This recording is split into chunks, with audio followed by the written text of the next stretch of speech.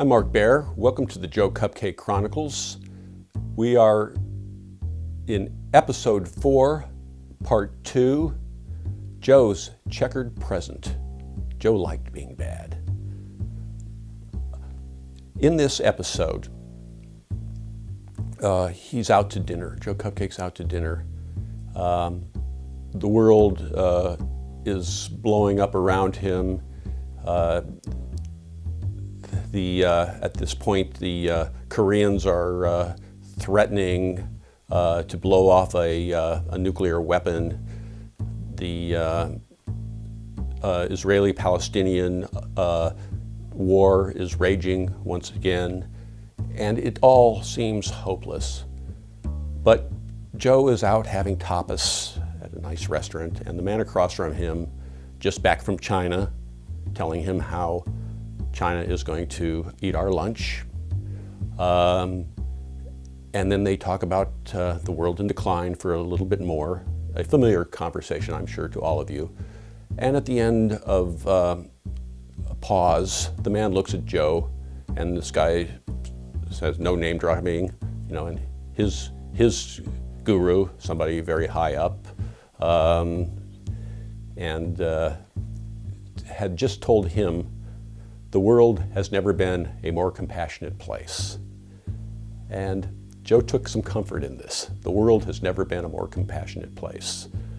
I don't know if that's true, but it certainly is a nice thought. Joe's themes: art, sex, guilt, and God. Not particularly in that order, but he's thinking about God. And one of the things for sure, no one here among us has seen the face of God.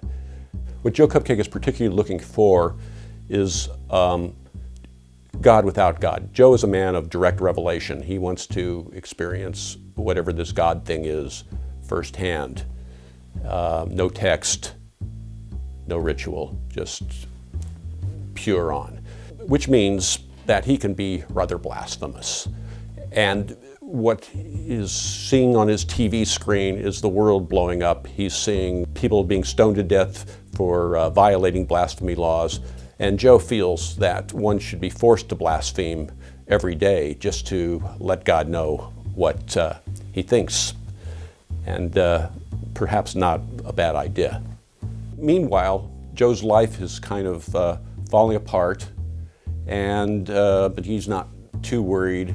And he ends up deciding that his best career choice is to write jingles. He's going to become a jingle man.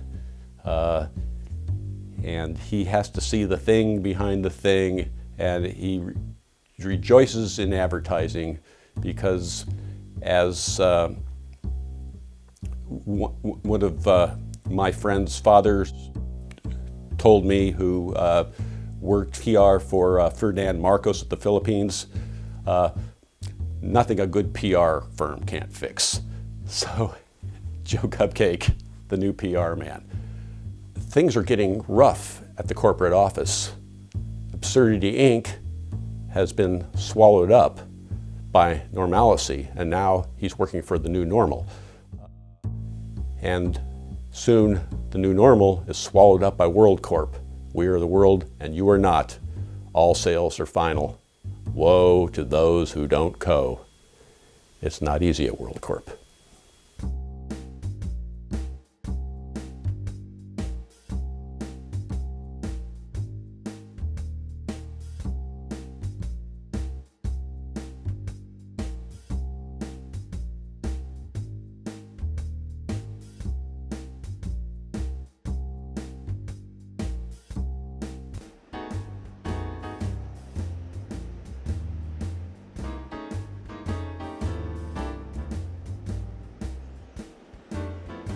At dinner, the usual outrage. Our impotence in Syria, Netanyahu criticized him and you're an anti-Semite. There was talk about the broken education system and healthcare, and the man across from Joe, just back from China, said, they are going to eat our lunch. They talked unemployment and outsourcing and wealth disparity. They talked history. When you look backward, you can see forward. When gun sales go up, bang, bang. They talked winners and losers. When prisons get full, prison owners get rich. They talked about the whole mess over tapas, and the news was grim, the mood glum. It felt hopeless. But the man said his advisor, someone high up and connected to the planetary vibration, no name dropping, his guru, so to speak, told him, there has never been more compassion in the world. This struck Joe as mightily profound. The world has never been more compassionate. Blue skies. Nothing but blue skies. But in Pakistan, the bodyguard of the governor shot him 27 times because he stood up against blasphemy laws. Joe knew he could curse God all day and the sky would stay blue. Bullets were another matter. At his trial, the bodyguard was showered with flower petals. Joe thought, yes, there should be blasphemy laws. One should be forced to blaspheme just to get it off your chest. Why not let God know what you think? Floods, poverty, drought. If you say, great job, God, keep up the good work, doesn't it make you an enabler? On the other hand, maybe the dinosaurs should have prayed more. They ignored me, I ignored them. I miss them sometimes. But they ain't coming back. Not soon. What if God couldn't take another trailer trash murder or the Brazilian butt lift? Says, I don't need this 24/7 grind. Alpha, Omega, Jesus, does it ever end? I don't know, Dad, does it? The son asks, thinking Revelation's vague. The father brushes him aside. Just keeping the electrons spinning. Think that's easy? Joe, in Hollywood, pitches the pilot. He may be God, and he may be Jesus, but they are still father and son, a.k.a. Smite and Light. Dad's cranky, crotchety, tired of living in Florida. The kid is all peace, love, and every day a new tattoo and a goofy new cause. Come clean, Dad. You never cared about the snake or the apple tree. You were mad about the broken sprinkler head, and you wanted that couple out so you could subdivide. What do you know, son? You're still wet behind the halo. Maybe so, but you've got to stop moping. You can't sit around all day making tornadoes and watching the Weather Channel. Yeah, maybe I'll go hang out with Zeus, the swan with the long schlong. Showgirls on the Vegas Strip. I'll catch a show. Is Red Fox still alive? Never mind. If I wanted, I could do stand-up. Why don't Southern girls like orgies? Too many thank you notes to write. Or, you hear about the husband who walked in on his wife in bed with Einstein? Einstein says, hey, I can explain everything. Drum cymbal. What are you looking at, kid? Einstein, like, boom, you know, the big one. Come on, Dad, you're scaring me. Take your finger off that button.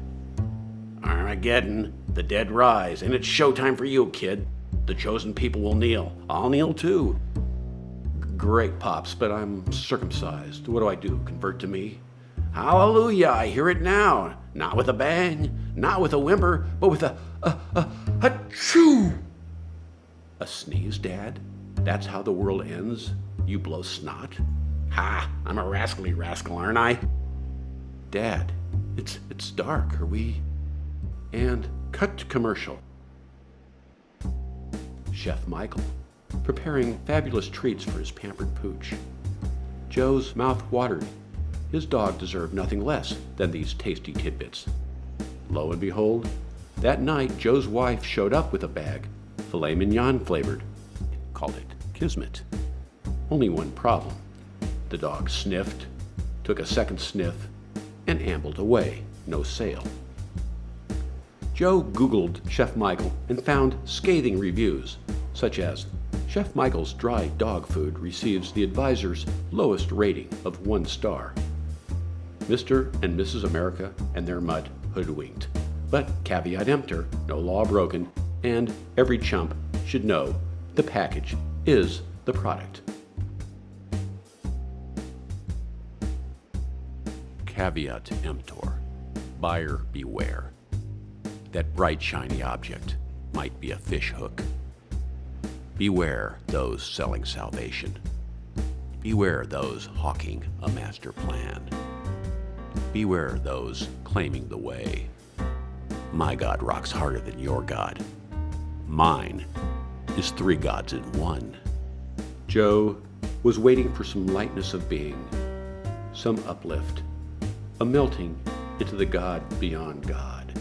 Soren Kierkegaard wrote, "What I really need is to get clear about what I must do, not what I must know, except insofar as knowledge must precede every act. What matters is to find a purpose, to see what it really is that God wills that I shall do. The crucial thing is to find a truth, which is truth for me, to find the idea for which I am willing to live and die." Joe was intrigued. The examined life, the big questions. Who am I? Why am I here? Where am I going? How am I meant to conduct myself? Joe thought, sure, the examined life, why not? It was the last indulgence he could afford, that and an inappropriate chuckle. But Joe was busy and had only enough examination time for multiple choice. No essay, no tome. Sample question. Who is Joe Cupcake? A. Imperfect man full of attachments, trapped in a cycle of samsara. B. The god of fun. C. All of the above. D. Who wants to know? Joe had doubts. And if he was wrong about everything, would he change? Often when presented with new information, he was resistant, stubborn, would dig his heels in for no good reason. Joe probed, plotted, peered into his soul. What was revealed? He liked broccoli. He was ambivalent about hygiene, not a good driver. He would never speak French or play the piano, and he was more attached to his general shabbiness than he realized. When his trash turned over and he saw beer cans and cardboard pizza circles littered on his driveway, he confronted the scene as if it was his portrait. This trash, it spoke about him, but what did it say? He drank good beer. He bought 4-cheese pizzas from both Safeway and Save-On. It was an inconclusive picture, which made him ask, what if we are not alone?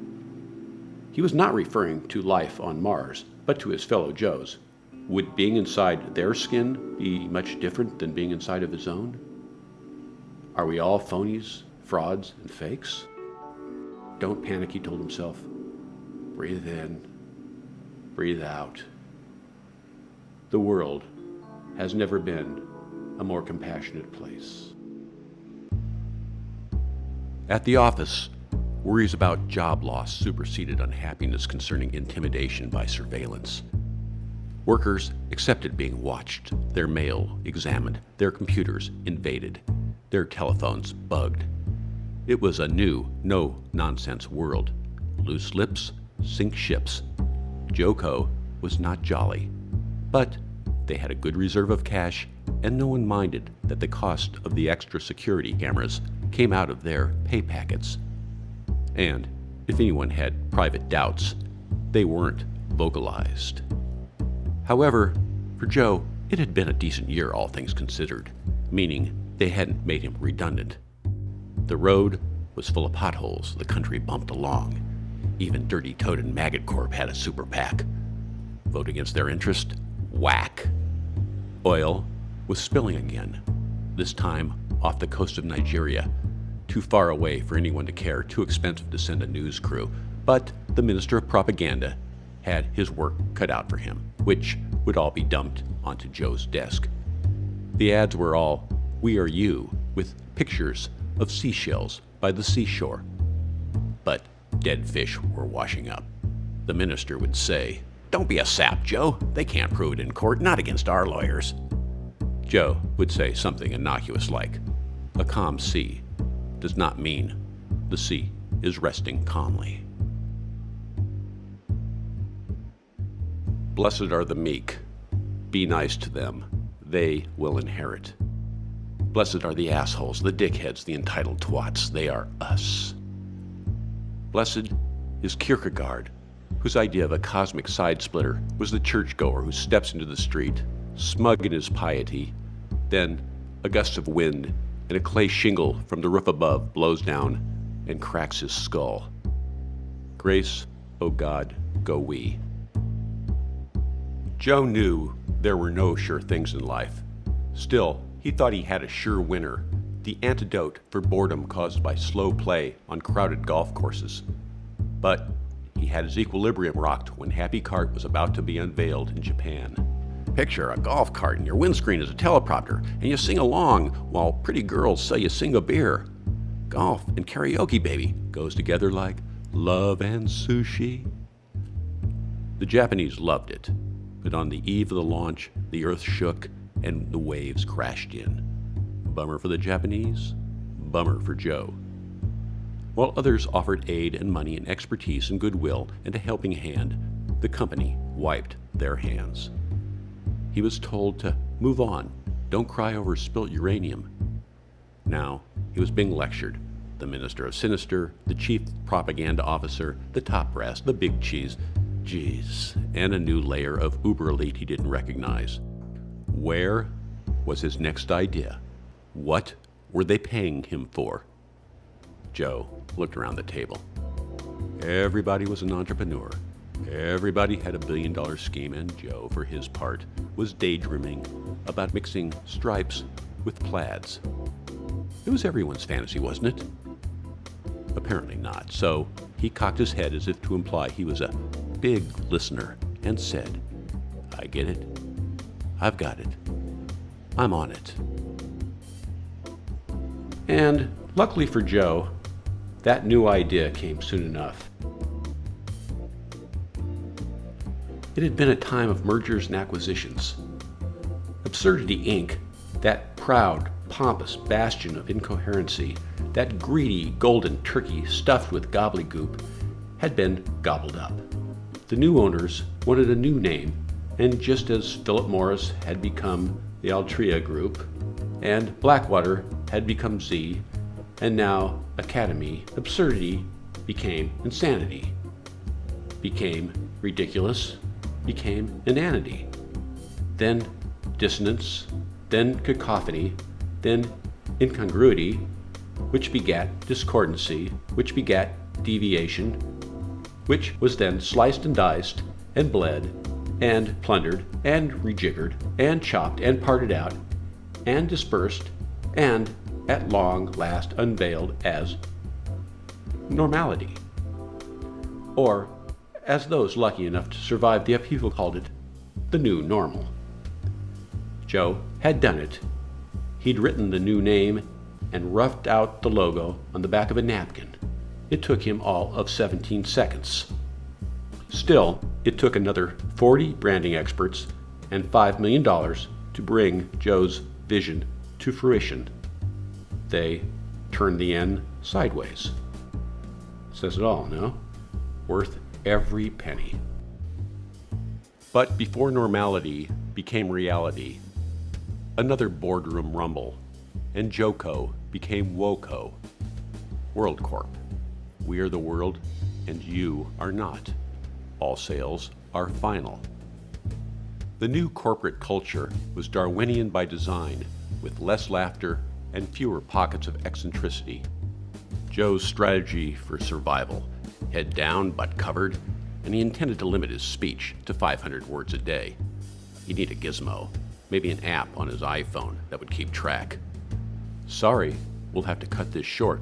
I only have 14 more words, and I have another meeting. He worked up a new slogan: talk less, listen more. But Joe got a memo that listening was passive, unmanly. World Corp was about action. He recalibrated to less talk, more do. As far as the Joes on the lower floors went, this trickled down as do and do and do until you drop.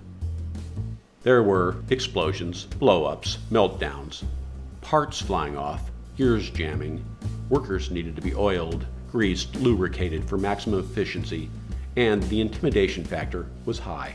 Everyone was replaceable.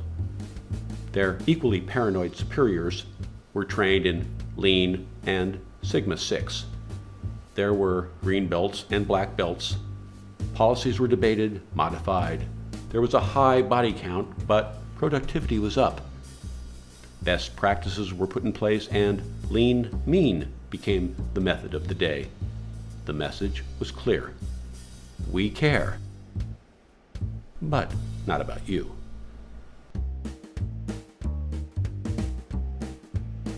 The whisper was that Joe was moving up. Joe saw the humor in this. He'd reached his level of competency when he'd reached the 4th floor. That's where the real work got done. Practical application, nuts and bolts. And Joe, not having a practical bone in his body, knew if he had to compete on 4, he'd end up living in a cardboard box.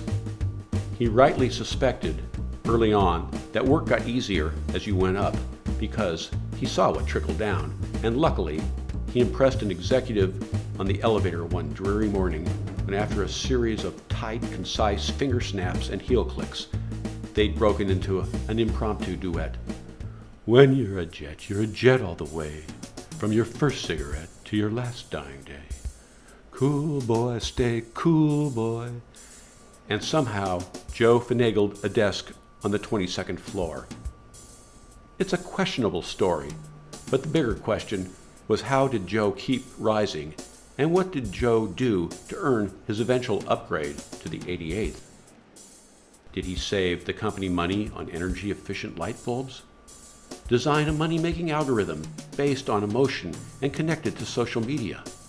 Not even. It was the A word, attrition. The top brass, the bigwigs, the high and mighty, the good and the great, one after another, they shuffled off.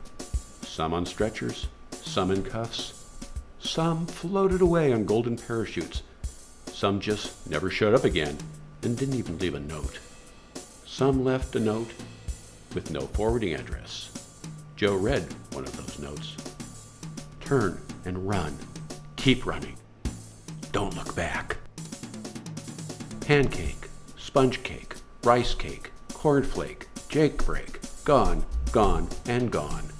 Their files were gone too. Their fingerprints were wiped clean. Cupcake, the last man standing. No one questioned his competency on 88. Not even Joe. Yes, no, maybe. I like it. I have a few concerns. I'll get back to you. Joe would then kick the problem upstairs. But now, Joe was going upstairs again, all the way to the 99th, as high as a WTF guy could go.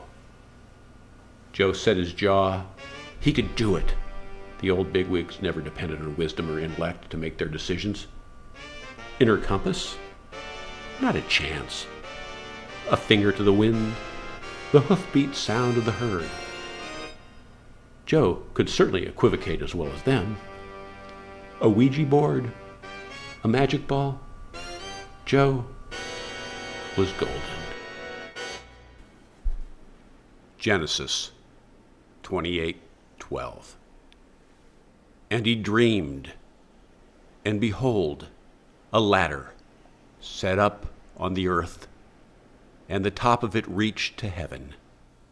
And behold, the angels of God ascending and descending on it. And it was Jacob's ladder that Joe thought about every morning after he swiped his ID card at the security station and approached the bank of elevators. After Woco's hostile takeover, space was needed for the new overlords, and floors were added. The remnants of the old organization occupied the first 99 floors, the new team 100 and above. Several elevators took you all the way to the 99th floor, but only one elevator took you to the floors 100 and above.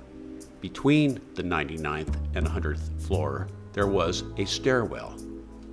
The reason the 1% from above descended to mingle with those below was because the washrooms on the 99th had the best acoustics. Boy, boy, silly boy, stay cool, boy. Joe might have been a jet, but the singing rulers from the Olympian heights were sharks, and how things turned out for the 1% mattered. as if the real America was up in the clouds in a corner office on the 120th floor, where numbers were numbers and life was simple. P&L, profit and loss. What could be more simple? It was only when numbers were people that things got complicated. Out the window, the protesters in the park looked like ants. Joe muttered, "Occupied." Not at the protesters, but at the locked bathroom stall door. He had to go. Occupado. Not good. Not good. Not good at all. The room got more crowded. They were singing something about basis points, risk assessment, and the LIBOR rate, and something about yields of fixed income securities, and always with the leitmotif of burdensome regulation. This was all being sung a cappella. These crooners were the cream of the crop. They'd never be corned in the can, no matter how hard the Justice Department huffed and puffed. They were all Ivy. Yale Whiffenpoofs, Harvard Crocodilios, Princeton Nassoons, spanking clean and spackled with upper crust credibility. Joe was fascinated how they exuded menace without baring their teeth, and with their secret greeting. They'd extend the finger to each other, but never touch, like the image of God giving life to Adam on the ceiling of the Sistine Chapel. Joe listened as they sang a song of prosperity, and when they didn't sing, they whistled. Joe wished he could sing along, but he didn't know all the words. Then, a sudden hush, all eyes on him. They circled. "What think you, Cupcake?" Joe thought, Pasadena, the Rose Parade, the iconic logo in roses, a globe with a screw pierced through it. "Everything's coming up roses, everything's going my way." But Joe knew that would be unskillful. He did a few quick shuffle steps, and that was enough. After all, he was a star. Even to them, that golden dog turd for the man who has everything. A brilliant idea, cynical, and at the same time worth double what they originally paid. They all had one on their desk. They were regarding him as if he were an oracle, their shiny skin changing colors, their fins erect. "What are you seeing, Joe?" He met their question with a question and asked how it was that his dog could eat off the dirtiest floor and never get sick.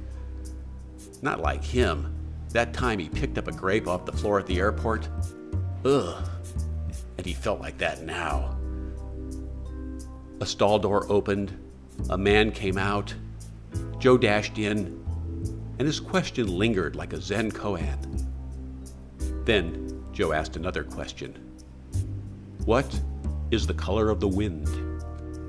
Before they could hum an answer, they heard a burst of flatulence. Joe, the man, the myth, the legend.